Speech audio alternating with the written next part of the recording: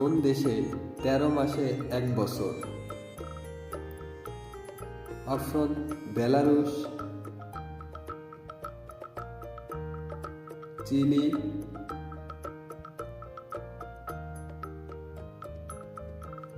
Ethiopia,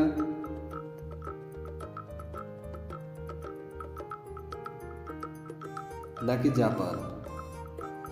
যারা যারা উত্তরটি গেস করতে পেরেছো তারা অবশ্যই এই 15 সেকেন্ডের মধ্যে কমেন্টস করে জানাও।